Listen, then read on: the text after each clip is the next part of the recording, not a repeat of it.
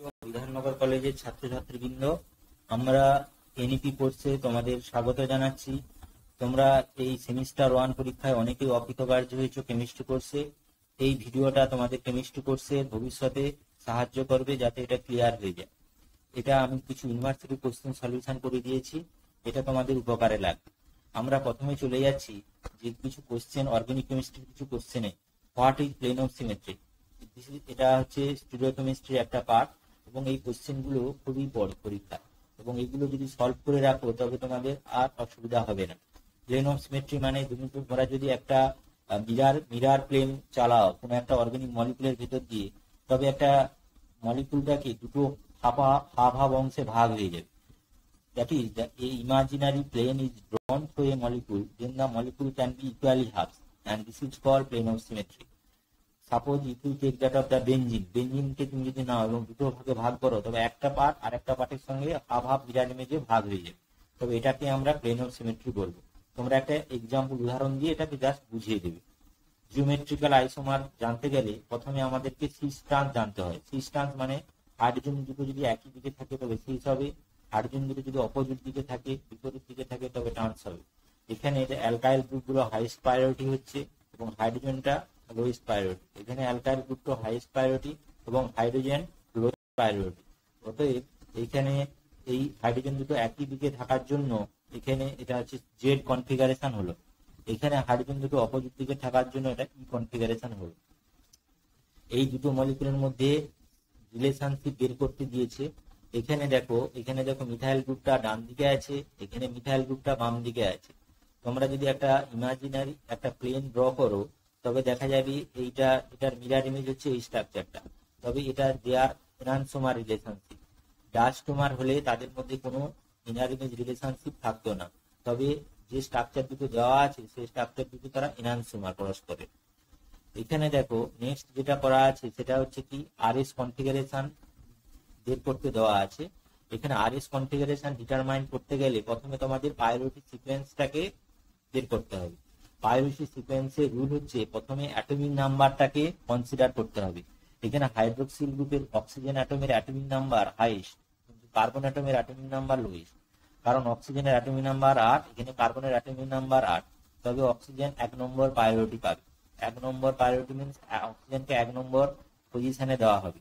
এখানে দেখো দুটো কার্বন আছে, দুটো কার্বনের অ্যাটমিক নাম্বার সেম, কিন্তু এখানে কার্বনের সঙ্গে হায়ার অ্যাটমিক নাম্বার গ্রুপ যুক্ত থাকার জন্য এখানে এটা 2 নম্বর পাবে, এটা 3 নম্বর পাবে, আর এখানে 4 নম্বর গ্রুপটা হাইড্রোজেনটা পাবে। এবারে বলা হচ্ছে যে 4 ফ্রন্ট মিনস হাইড্রোজেনের ফিশার প্রজেকশনে হরাইজন্টাল গ্রুপগুলো সবসময় উপরের দিকে থাকে, মানে অ্যাবাভ ডিরেকশনে থাকে। এই জন্য 4F ফর ফ্রন্ট। এখানে 4 গ্রুপ টু ফ্রন্টে আছে, 4 গ্রুপ ফ্রন্টে, এবং নেগেটিভ রুল মানে ওটা যদি পজিটিভ রুল হয় ক্লকওয়াইজ হলে আর হয়, অ্যান্টি ক্লকওয়াইজ হলে এস হয়। এখানে নেগেটিভ মানে 1 2 3 ক্লকওয়াইজ হচ্ছে, এখানে ক্লকওয়াইজ মানে এটা হচ্ছে এস কনফিগারেশন হবে, মানে 1 2 3 নম্বর কনফিগারেশনে যদি রোটেশন করা হয় তবে এটা ক্লকওয়াইজ হচ্ছে, অতএব এটা এই সেন্টারটা এস কনফিগারেশন। দ্বিতীয় নম্বর কাইরাল সেন্টারে এখানে ব্রোমিন হচ্ছে 1 নম্বর প্রায়োরিটি পাবে, কারণ ব্রোমিনের অ্যাটমিক নাম্বার অনেক বেশি। এখানে দেখো কার্বন এবং কার্বন দুজনের অ্যাটমিক নাম্বার সমান, কিন্তু এখানে হায়ার অ্যাটমিক নাম্বার গ্রুপ বসে আছে থাকার জন্য এটা 2 নম্বর প্রায়োরিটি পাবে, এটা 3 নম্বর, এটা 4 নম্বর। একই রকম ভাবে 4 রুল অনুযায়ী 1 2 3 অ্যান্টি ক্লকওয়াইজ রোটেশন করলে এটা আর কনফিগারেশনের হবে। এবারে দেখো সেকেন্ড ইউনিটে SN1 reaction yield racemic mixture. SN1 reaction yield racemic mixture means এখানে দেখো এখানে একটা কাইরাল সেন্টার নেওয়া হয়েছে, এখানে কোনো একটা লিভিং গ্রুপ SN1 রিঅ্যাকশনে প্রথমে লিভিং গ্রুপটা বেরিয়ে যায় এবং কার্বোক্যাটায়ন তৈরি করে। কার্বোক্যাটায়নে ভ্যাকেন্ট পি অরবিটাল থাকে এবং ভ্যাকেন্ট পি অরবিটালে দুটো মুখী ফাঁকা থাকে। এখানে নিউক্লিওফাইল দুই দিক দিয়ে অ্যাটাক করতে পারে, দুই সাইড দিয়ে অ্যাটাক করলে দুটো কনফিগারেশন আসতে পারে, একটা আর কনফিগারেশন হতে পারে অথবা একটা এস কনফিগারেশন হতে পারে। এটাকে যদি আমি 1:1 এনানসোমারিক মিক্সচার করা হয় তবে এই দুটো এনানসোমারিক মিক্সচার। এনানসোমারিক মিক্সচার মানে তারা receiving mixture. Receiving mixture means তারা প্লেন অফ পোলারাইজড লাইটকে ডিফ্লেক্ট করতে পারবে না, জিরো প্রেসিপিটেশন দেখা যাবে এবং এটি অপটিক্যালি ইনঅ্যাক্টিভ হবে। SN2 রিঅ্যাকশনের ক্ষেত্রে এখানে একটা টিকা লিখতে বলা আছে। এখানে দেখো biomolecular nucleophilic displacement is a type of mechanism that is a common in organic chemistry. In SN2 reaction, a strong nuclei form a new bond to sp3 hybridized carbon atom. মানে এখানে নিউক্লিওফাইলটা ব্যাক সাইডে পুরোপুরি back সাইডে attack করবে এবং nucleophile এবং living group পুরোপুরি linear geometry attend করতে হবে এবং এটা হচ্ছে this is the transition step এবং এটা অ্যাটাক করার পরে নিউক্লিওফাইলে যে প্রোডাক্টটা তৈরি হবে সেটা হচ্ছে কমপ্লিটলি ইনভার্সন কনফিগারেশনের প্রোডাক্ট তৈরি হবে এবং এটা একটা এক্সাম্পল দিয়ে ব্যাখ্যা করে দিলেই হবে। এখানে আরেকটা কোশ্চেন বলা আছে যে ইটু রিয়াকশন মানে বেস দিয়ে ইটু এলিমিনেশন রিয়াকশন করা হয়।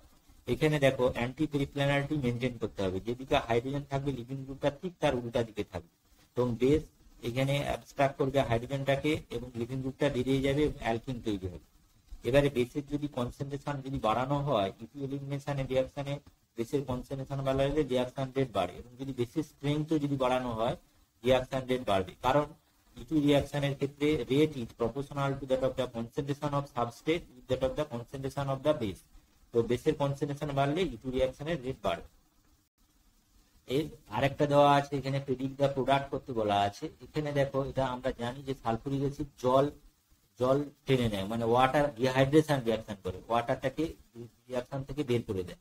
তবে এখানে দেখো এখানে প্রথমে প্রোটনেশন হবে, প্রোটনেশন হওয়ার পরে যে কার্বোক্যাটায়নটা তৈরি হবে সেই কার্বোক্যাটায়নটা থেকে দুদিকে হাইড্রোজেন আছে, দুদিক থেকে হাইড্রোজেন এলিমিনেশন করতে পারে এবং যেদিকে সাবস্টিটিউশন একটা মোর সাবস্টিটিউটেড অ্যালকিন তৈরি হবে, একটা লিস্ট সাবস্টিটিউটেড অ্যালকিন তৈরি হবে।